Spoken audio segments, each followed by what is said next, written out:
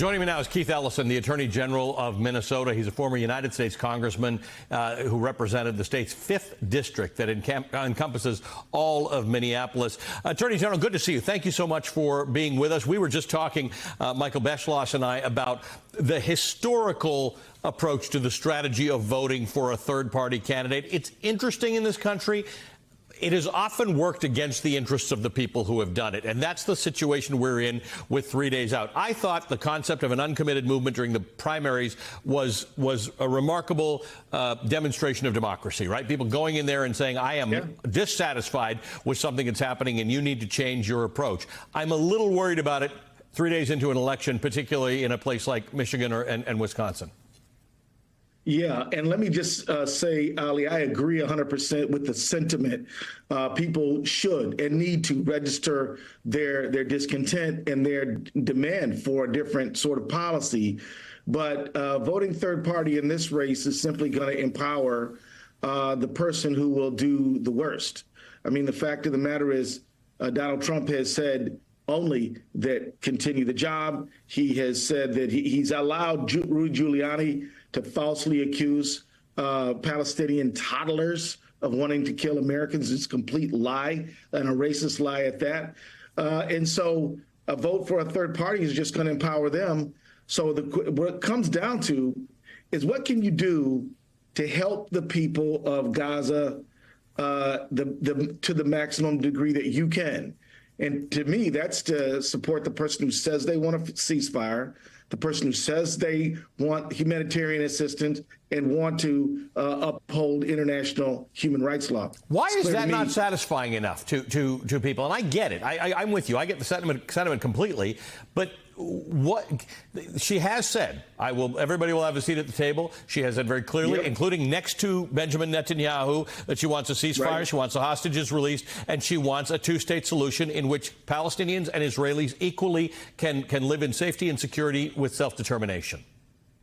I think it's just the emotionality of it. I mean, you sit down and you talk to people who've lost multiple family members, and for them, it's just an emotional bridge that it's difficult to cross. But what I say to them is, you're not doing your family members any good by putting Trump in there.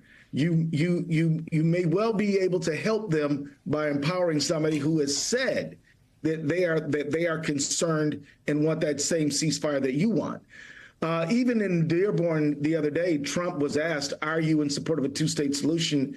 And he demurred. He wouldn't say that he was. So it's very clear that he's not going to do anything of any good, and it's very clear that Kamala Harris has voiced her support. So to me, the logical argument is there, but you still got to overcome that emotional barrier. People are in pain. People are hurting.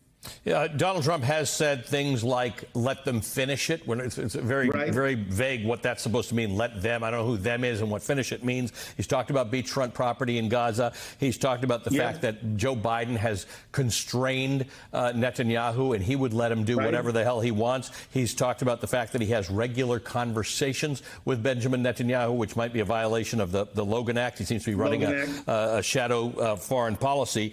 And he's the guy who had the Muslim ban. He's the guy who had the Muslim ban. So whether or not, and I think we have to separate these two arguments. You may be highly dissatisfied with Joe Biden's activities as it's related to this, and you might be dissatisfied that Kamala Harris has not created enough space between her and Joe Biden. But this is a binary election, and I think that's the way we have to think about it. The other guy has said a whole bunch of very specific things that, to your point, are not going to help whatever you're concerned about in that part of the world. So the question is, what's the best thing you can do to help people you are concerned about? To support the position that the person who says they want to ceasefire, or the person who just doesn't care and has demonstrated hostility to the Muslim community as recently as Madison Square Garden. I mean, that is what's in front of us right now. It is important to see through our tears, man. I mean, quite honestly, it is important to do the best thing we can. Those of us who are not living under bombs need to do what we can for the people who are. And that means getting a U.S. president who's at least willing and agrees that a ceasefire is needed and needed now. It's a strong closing argument. Attorney General Keith Ellison, good to see you as always. Thank you for joining us today. Keith Ellison is the Attorney General of Minnesota.